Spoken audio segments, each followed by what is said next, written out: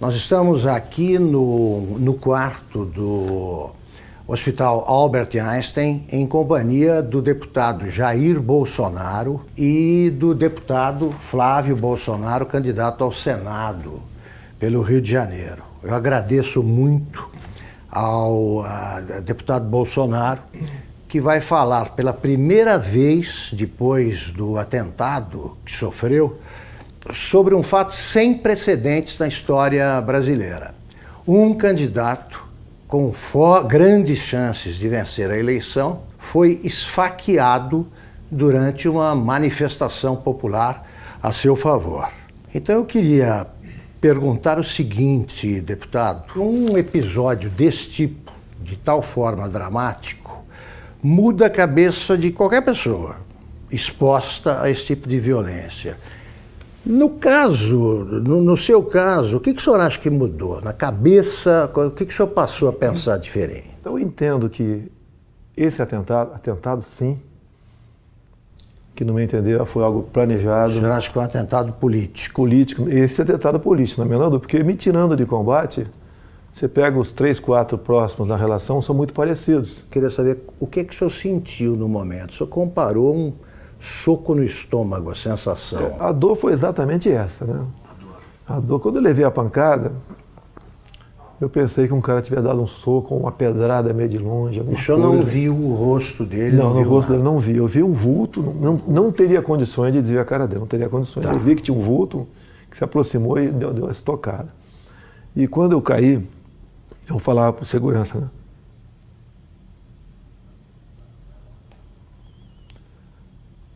Foi uma porrada no estômago.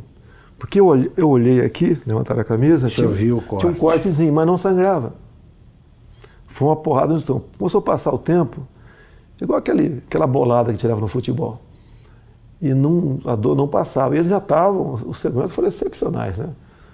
Os colegas meus da Polícia Militar, da Polícia Federal, tinha mais gente também de outros órgãos, com toda certeza. Me levaram rapidamente para o hospital. Bem, o que eu fiquei sabendo lá no hospital? Na Santa Casa de Juiz de Fora. Aconteceu vários milagres, né? Primeiro o cara deu uma facada e rodou. Ele rodou para matar mesmo, o cara sabia o que estava fazendo. Daí já vem esse papinho que ele já foi açougueiro. Açougueiro, ajuda de pedreiro, já começa essas conversinhas todas aí. Tá? E por questão de milímetros não atingiu veias aqui que não teria como eu resistir.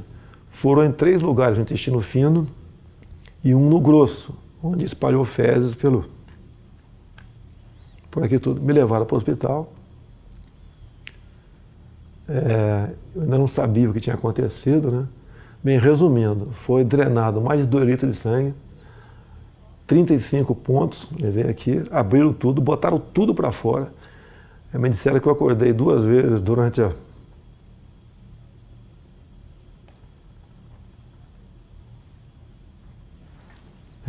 cirurgia, mas eu não estava sentindo dor, nada. E depois fiquei sabendo, quando eu acordei, que, não sei se era noite ou madrugada, eu estaria sendo transferido para cá, para o Albert Einstein. O senhor chegou a perder os sentidos lá? Não perdi os sentidos lá. Não perdeu os sentidos? Nem até chegar ao hospital. Era uma dor de uma pancada no estômago insuportável. O senhor teve medo de morrer? Sempre existe esse temor. Digo mais, não é por mim. Em quem o senhor pensou? Em primeiro lugar, na minha filha de 7 anos de idade. O senhor pensou nela, tem 7 anos. Ela, inclusive, me inspira na política, né? E, logicamente, depois na minha família como um todo. E sempre avisei a minha esposa que, desde o evento até hoje, está do meu lado, aqui em São Paulo, que poderia correr esse risco. O senhor achava que podia... Existia essa possibilidade, tá certo? Porque eu estava abusando, né? Que se você vê as tomadas de aeroporto, muita coisa poderia acontecer. E eu falava para o pessoal de segurança do meu lado, que essa possibilidade ia se aumentar a partir do momento que a minha popularidade ia crescendo. Porque eu estou crescendo da onde, Augusto? Qual é o tamanho do meu partido? Qual é o nosso fundo partidário? Eu costumo dizer, é verdade, quer ver? Você pontou aqui, tem 10 pessoas, 15 que trabalham comigo, a maioria voluntários. A minha equipe de política, ela é menor que a equipe da Polícia Federal, que por lei está à minha disposição. Deputado, o senhor acha que o autor do atentado, o Adélio Bispo de Oliveira, agiu sozinho? Eu acredito que não. Ele não é tão inteligente assim, não. Né? Com um ato como aquele, a tendência natural é ser linchado. Então ele foi para cumprir a missão, quase que na certeza que não seria. Não seria como? Teria gente ao lado dele. E isso realmente, pelo que eu ouvi dizer, não tenho certeza ainda, a Polícia Civil lá de Juiz de Fora está bem mais avançada que a Polícia Federal. Porque o depoimento que eu vi do delegado da PF que está conduzindo o caso, realmente um depoimento para abafar o caso. Eu lamento o que eu ouvi ele falando, dá a entender até que age em parte como uma defesa do criminoso. Então, isso não pode acontecer. Eu não quero que inventem um responsável, longe disso. Quer que apurem o caso. Eu falar que tal partido, tal não sei o quê, não. Dá para apurar o caso, dá para apurar. Tem uma passagem dele pela Câmara, ou melhor, uma passagem falsa dele pela Câmara, no dia 6 de setembro. Quando tu vai na Câmara, ô Augusto, você se identifica, eu estou no anexo 4, no gabinete tal. Ou é fotografado. Tal. É fotografado. Então quem foi que... Isso seria um álibi no futuro, que se não fosse pego ali, não, ele esteve na Câmara. Então, a Câmara dos Deputados, estou também junto ao pessoal do meu gabinete, a Polícia Legislativa trabalha com muita lisura, tenho muita amizade na Polícia Legislativa. A imprensa tem que apurar. A imprensa tem que apurar. Sabe que tem parte da imprensa que tenta acalmar o negócio ali, né? Mas tem que apurar. Porque o que está em jogo é o poder. Eu chegando lá, nós quebraremos o sistema. Não é na ignorância, não. É na lei. É na lei. Deputado, aliás, que tipo de castigo o senhor acha que o seu agressor merece? É uma tentativa de homicídio, né? Tem que ser o que está na lei. No Brasil não existe pena acima de 30 anos. Agora, eu costumo dizer muitas vezes, tentativa de homicídio, ou seja, eu estou vivo por milagre. Por que a pena dele tem que ser abaixo de um homicídio em si? Vamos mudar isso no futuro, se Deus quiser, caso seja presidente. E mais ainda, acabarmos com progressão de pena. E não ficar dando ouvido a entidades de direitos humanos que o presidiário vive em más condições. Quem estaria em péssimas condições de dia seria minha família se eu tivesse morrido. O senhor acha, para evocar argumentos invocados por adversários, que essa pregação do senhor contribuiu para a radicalização que teria levado a esse tipo de ato, de atentado? Como é que o senhor vê esse argumento? Exatamente o contrário. Eu sou vítima daquilo que eu combato. Eu costumo dizer nas minhas máximas, né? Eu prefiro a cadeia cheia de vagabundo do que o cemitério cheio de inocente. Eu tenho projetos em Brasília, muitos deles inspirados na legislação de alguns estados norte-americanos, como, por exemplo, a lei dos 3 crimes. Lá, Augusto, se o elemento comete 3 crimes, não interessa quais sejam, tem estados que começa com 25 anos, inafiançar não, sem progressão. Eu copiei esse projeto e botei 10 anos, vou lutar para que seja aprovado. Não tem cabimento. Você pega um elemento, às vezes cometeu um crime bárbaro aí você vai na ficha criminal dele, tem 50 passagens pela polícia. O cara cometeu 3 crimes, 10 anos sem progressão. Saiu, fez de novo, passa para 20. O ser humano só respeita o que ele teme. Se cometer crime, a punição é quase inexistente, é um estímulo para você ser criminoso. Um exemplo que eu tenho falado muito é de uma deputada federal, uma japonesinha aqui de São Paulo. Ela teve uns 15 anos atrás, o filho de 8 anos sequestrado e executado em cativeiro. Já imaginou alguém matando uma criança de 8 anos de idade em cativeiro? Você é pai, você é mãe, imagine uma situação dessa. O elemento foi pego logo depois. era um ex-funcionário dela. Foi condenado à pena máxima, mas depois de 6 anos foi para o semiaberto. Eu estou vendo que o senhor está entusiasmado com o programa de governo aí, mas eu quero ainda resgatar esse fato. Eu posso dar, só para dar uma claro. Eu quero dar um depoimento aqui do sofrimento, da angústia nossa quando aconteceu. Eu ia te perguntar como é que foi vista a coisa do outro lado ali. Meu irmão Carlos, ao lado e do outro lado. Meu irmão Carlos está acompanhando meu pai direto nessa agenda, dando suporte para ele, pô, importantíssimo, né? E eu fiquei sabendo por um jornalista. Eu estava saindo da sessão na LERJ, me ligou, seu pai está bem? Eu fiquei sabendo que tentaram dar uma facada nele lá em Juiz de Fora. Você estava onde? Eu estava na LERJ. Aí quando ele percebeu que eu não sabia o que tinha acontecido, ele falou assim para mim, pode ficar tranquilo que, pelo que eu sei, não foi nada grave não. Foi um sentimento que eu não tinha sentido antes. Eu subi, fui no gabinete de um deputado, que eu estava indo para conversar com ele, um deputado evangélico. Rapaz, quando eu cheguei lá, tinha uns 15 pastores no gabinete dele. E eu não sei porque eu sabia, me deu uma vontade, eu comecei a chorar muito, explicando o que tinha acontecido, sem saber o que tinha acontecido, né? E aí, você não sabia? Não sabia, mas eu chorava com medo do que pudesse acontecer, mas tinha certeza que não ia acontecer o pior. Pressentiu? Tinha certeza que não ia acontecer o pior. Mas pressentiu que podia ser fez aquela oração, todo mundo ali, pela saúde dele. Eu entrei no carro, foram as horas mais longas da minha vida no trânsito, que era a véspera de feriado. E aí eu sabia assim, meu irmão tá lá com ele, tá bem cuidado, tá num bom hospital. E aí, mas eu fui me acalmando no caminho, né? Aí quando eu cheguei lá, que os médicos me explicaram o que era, é que eu falei assim, cara, foi milagre, esse cara não sabe o que aconteceu ainda, ele estava acordando meio grogue. Você achou que seu pai poderia morrer? Eu em momento algum achei que ele fosse morrer, em momento não. Algum. Eu tinha uma paz dentro de mim que isso não ia acontecer. Mas quando eu vi o que tinha acontecido, a gravidade, o que os médicos me contaram, e aí meu irmão me deu uma noção do que tinha acontecido também. E aí olha só o que esse cara me falou. Ele chamou perto, ele não tinha muita força para falar na hora. E aí ele me chamou pertinho da boca dele assim, né? Encostei o ouvido nele. Não foi com essas palavras, foi assim, se deram mal, tô vivo.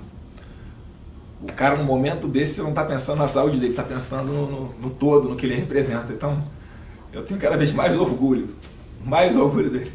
Muito. E agora está aliviado. É um choro de alívio, né? E certeza de que Deus está preparando uma coisa muito grande para o nosso Brasil e está usando o cara aí. Com certeza. Deputado, o senhor costuma ser apresentado assim pelos adversários como um risco à democracia, né? Eu gostaria que o senhor dissesse o seguinte, quer dizer, a democracia, o senhor vai defender a democracia acima de tudo? Que recado o senhor dá para quem duvida que o senhor seja um admirador do regime democrático? Esses caras que falam que são um risco para a democracia, na verdade, são um risco aos esquemas dele. Não vai ter mais indicação para BNDES, Banco do Brasil, Caixa Econômica, Banco da Amazônia, Banco do Nordeste, com esse critério. Botar lá a indicação de um amigo para que use essas instituições em causa própria. Isso vai deixar de existir. O exemplo mais claro foi o BNDES. Todo mundo sabe o que aconteceu lá. Então eu sou um risco, sim. Eu não sou um risco àqueles que vivem pendurados em estatais do governo. Nós temos em torno de 150 estatais. Conversei com o Paulo Guedes, que rapidamente... Vai privatizar estatais. Eu falei, Paulo Guedes, nós vamos priorizar um estudo muito acurado, não vamos fazer injustiça com ninguém. Mas algumas serão privatizadas, certamente. Vou dizer muitas. Tá? No governo do PT, umas 50 foram criadas. Temos até o estatal do trem-bala, eu não sei ainda. Isso. Tem lá algumas dezenas de apadrinhados ganhando uma fortuna por mês. A tal da EBN também. É outra que você tem que olhar com muito carinho, porque é um orçamento de um pouco mais de 1 bi por ano, uma TV que ninguém assiste. E está lá, amigos do rei estão lá. Então, essas estatais que são ociosas, com toda certeza serão privatizadas. Agora, existem estatais que são estratégicas. Tenho conversado com o Paulo Guedes, né? Banco do Brasil, Caixa Econômica. Para mim, são estratégicas. Então, isso daí estão fora de cogitação. E mesmo assim, temos outras, você tem que ver o critério, o modelo para privatizá-la. Não é jogar para cima, quem pegar tem pegou. Que examinar. E uma grande preocupação que nós temos. Nós não podemos ser inquilinos de nós mesmos aqui no Brasil. Tem um país aí fora, China, que nós queremos manter relações comerciais com eles, sim, até há interesse por parte deles, mas não podemos permitir que a China ou qualquer outro país, em vez de comprar no Brasil, venha comprar o Brasil.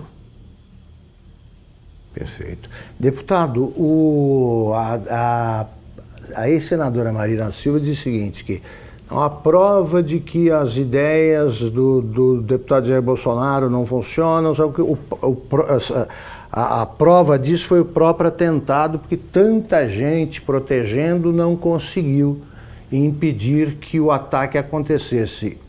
A Polícia Federal falhou? O senhor notou falhas no esquema de segurança? O ambiente não tem como você ter um sistema de segurança perfeito. É um tumulto ali, né? Eu vejo pela televisão. E eu sempre falava com eles da possibilidade, né, crescente disso acontecer, tendo em vista o nosso crescimento junto à opinião pública. Então, eu não culpo a Polícia Federal, não. Eles até ajudaram muito com os policiais militares do Rio que estavam comigo lá. Isso vai evitar, evidentemente, esse tipo de manifestação. Não, eu até as eleições, eu estou em alta até o dia 31. Sim. E a recomendação, eu não posso sair de casa. Se eu levar um esbarrão na rua com a situação que eu estou aqui, pode botar tudo a perder. Então eu não posso ir para a rua, realmente. Eu peço a compreensão dos amigos.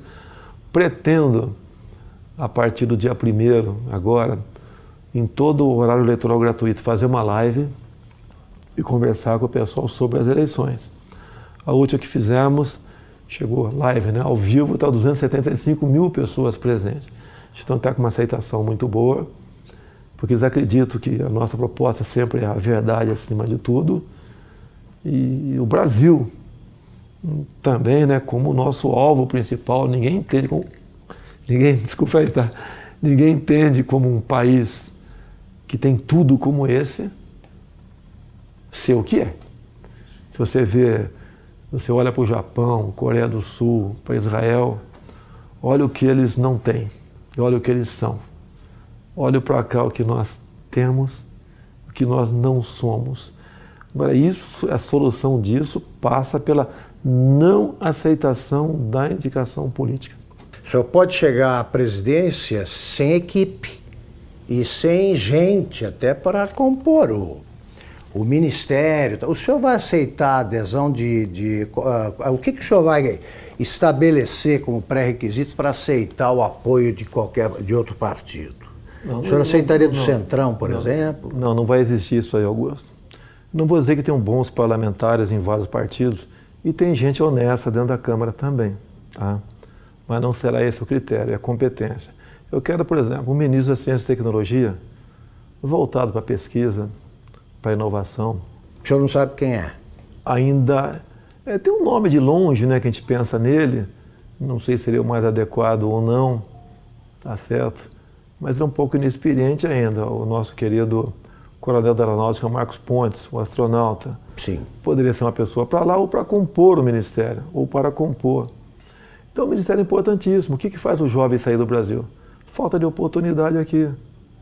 Então você não pode ter uma pessoa nesse ministério. O senhor vai nomear por critérios, pelo critério da competência, é isso? Olha só, quando eu juntei 120 parlamentares, vai aumentar esse número, que o meu partido eu acho que vai fazer uns 30 deputados. Estou acreditando, um número modesto. Eu acho que vou ter o apoio de quem vota em mim, votar nos candidatos a federal, a senador, a estadual do meu partido. Eu acho que isso vai acontecer bastante. Até eu vou pedir para não votar no 17, votar no candidato, que tem uma cláusula de barreira aí. São Paulo, por exemplo. Não adianta o meu filho Eduardo, que deve ter 1 milhão de votos, junto com o voto de legenda, poder fazer 8 deputados federais. Esse federal tem que ter 30 mil votos, senão eu não tomo posse. Então ele tem que votar no candidato, e não no 17. Eu posso não ser o ideal, nem teremos nunca um ideal. Mas eu acho que o remédio para o momento, tendo em vista aos demais candidatos que estão aí, seria eu, não teria outro remédio no momento. Para a gente buscar o ponto de inflexão e fazer uma política de verdade no Brasil. E essa maneira de não aceitar indicações políticas, como tenho conversado com parlamentares, é uma maneira de resgatar, buscar o resgate da credibilidade do deputado. O senhor não vai aceitar? Não tem como aceitar. Você pode ver. O Onyx Lorenzoni, por exemplo, no meu entender, seria um excelente chefe da Casa Civil, mas não é indicação partidária, mérito dele. Ele vestiu essa camisa comigo, tá ok? Ele também passou por um momento difícil a vida dele, não questão de saúde, né? Então é uma pessoa que é adequada para estar lá. Não é que a gente vai dar as costas para o parlamento, não quero papo com ninguém, não, nós queremos atender o parlamentar. Uma das coisas que o parlamentar sempre reclama em Brasília, o orçamento para as emendas individuais, ele é impositivo. Vai ter que sair, Augusto. Antigamente, ele não era impositivo, né? Era autorizativo. Daí o governo chantageava. Queria aprovar algo salgado, chamava a bancada que interessava e liberava recursos. A imprensa divulgava aquilo com o maior estardalhaço e com razão. Quando aparece alguém que fala que quer acabar com isso, a grande mídia não dá bola para isso aí. Então o que os parlamentares querem? Vão ter suas emendas liberadas o mais rápido possível, porque ou muda a lei, ou eu libero. A liberação, então, não vou querer chantagear parlamentar para nada. Perfeito. Deputado, vamos encerrar a entrevista até por cuidados médicos. A senhora ainda está convalescendo, está em boa forma, mas convalescendo. Eu queria terminar perguntando o seguinte, o senhor acha que o Brasil, hoje, de modo geral, precisa se tornar mais tolerante? O ambiente está muito radicalizado. Que recado final o senhor dá sobre esse quadro brasileiro? Vou falar o Brasil. Há uma certa potencialização em cima disso também. É a pregação da luta de classe imposta pelo PT. Tá? Agora, logicamente, isso vai da educação do povo. Né? A nossa educação leva para, quanto melhor for, leva para o fim da intolerância. Fim da intolerância. Isso é natural. As provas internacionais do PISA, entre outros aqui, você vê que o Brasil não vai bem na educação de há muito tempo. Você tem que investir nisso para jogar na ponta. Tá? Agora, da minha parte, eu nunca preguei ódio. Eles dizem que eu prego ódio. Eu vi uma matéria dizendo, o Bolsonaro agride gays, negros, mulheres. Me aponte um áudio meu agredindo quem quer que seja. Uma imagem minha agredindo. Jogam e eu tenho que me explicar a vida toda sobre isso aí.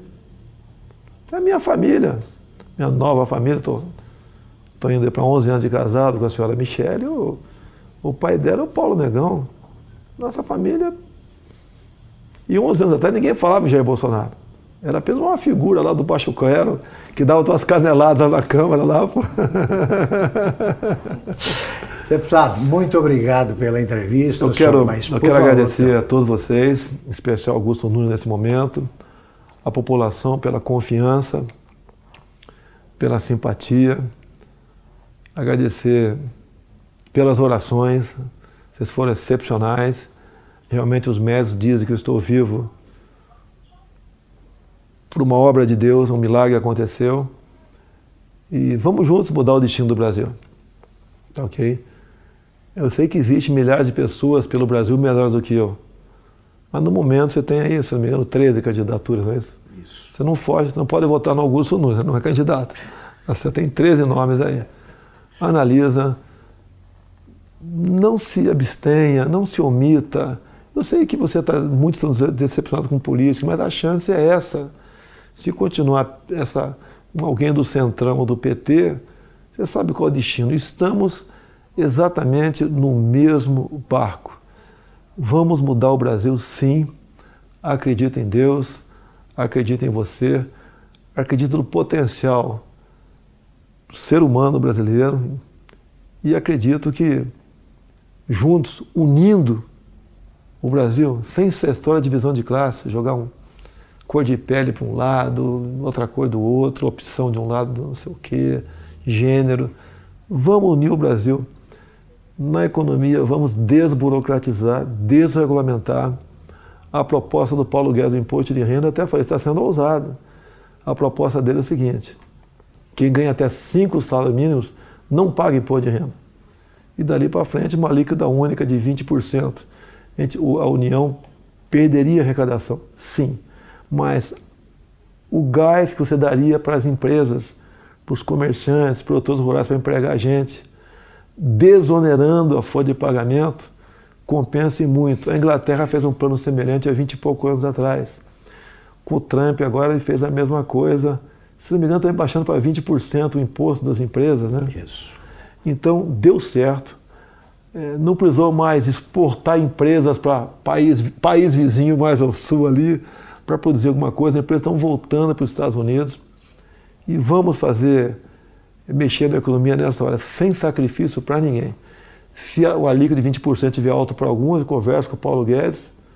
O Paulo, em vez de ser acima de 5, 20, até 10, 15, dali para frente, resolve essa parada aqui. Eu só falei uma coisa no final. Paulo, no final eu quero uma coisa, que a União arrecade menos. Muito bem, muito obrigado, deputado. Obrigado, deputado Flávio.